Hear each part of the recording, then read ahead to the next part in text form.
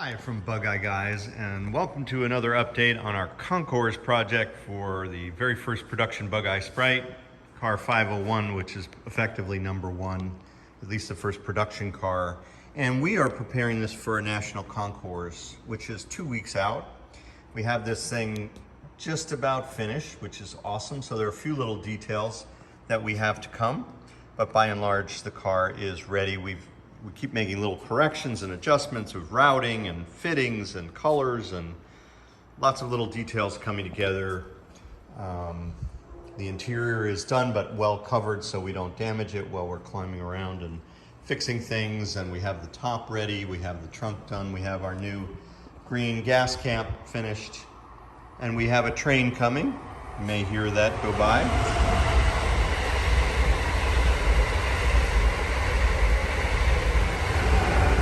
We have the correct 9-stud windshield with the painted stanchions. We have a 1958 Connecticut inspection sticker.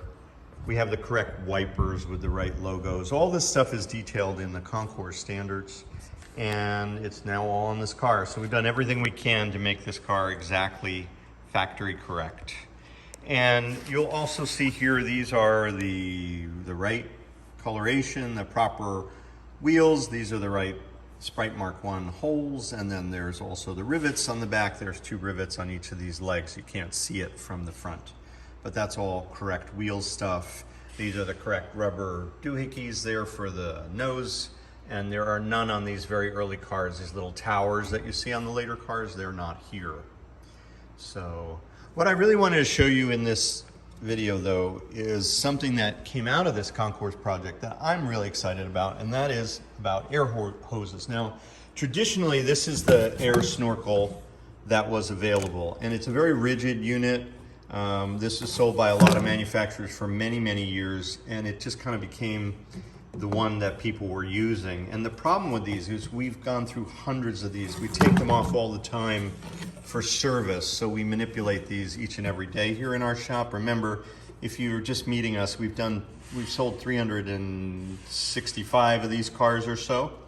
So we've gone through 365 of these hoses. If they're fit on the cars, we're handling them. These get squished. They don't fit well, and they're not supple in the curve. So they get hit right where that silver mark is in the center of your screen, and they get damaged and they get dirty. They're just not a great product, and more importantly, they're not correct. This is the correct one. It's a rubberized material, and it has this very distinct, let's see if I can see it, yeah. There's a diagonal line cutting through it. This is the original material, and we're excited to announce today that we now are selling these. So you can buy these from us if you like, and that way you don't have to deal with that rigid paper one any longer. And there are a couple other things that are really cool about this. It's a much more flexible material, so you don't end up with this giant curve, this kind of hump that comes out. And this way you can see why they would have used this. It's much clearer of the bonnet line. But that paper stuff, it can't make this tight a radius. So this is a far superior way to go, and it's correct. And it's also kind of more compact. It's more direct. You know, this is all about getting allegedly a fresh air supply that comes through here into your blower motor and through the heater. Of course, they're not incredibly effective, but it looks really cool, and it's the right hose. And that is one of the nice outcomes of us being so aggressive with this concours project, is that in really chasing down accuracy for the first car, we're now able to help the other 49,000 and change cars have the correct hoses. And that's something you'll find in our parts catalog. I want to just close by saying, though, that this is car 505, the 5th production Bugeye to be made. It's a restoration that we've talked about before for some clients in Texas, and that car will be leaving shortly.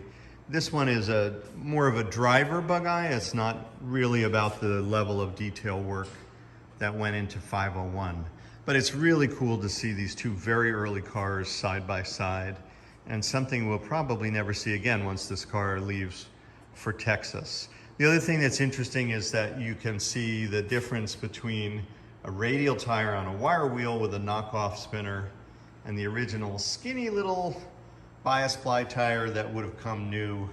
That Dunlop Gold Seal is a 13-inch wheel just like these others, but it's pretty small, and that's how they did it. And then over here you'll see Gumby, which is the car that started this whole business.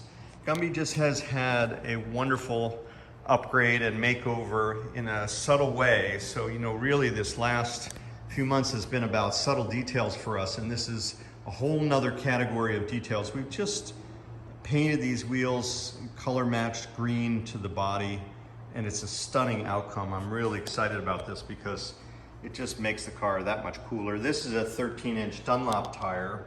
It has more of a retro kind of tread pattern.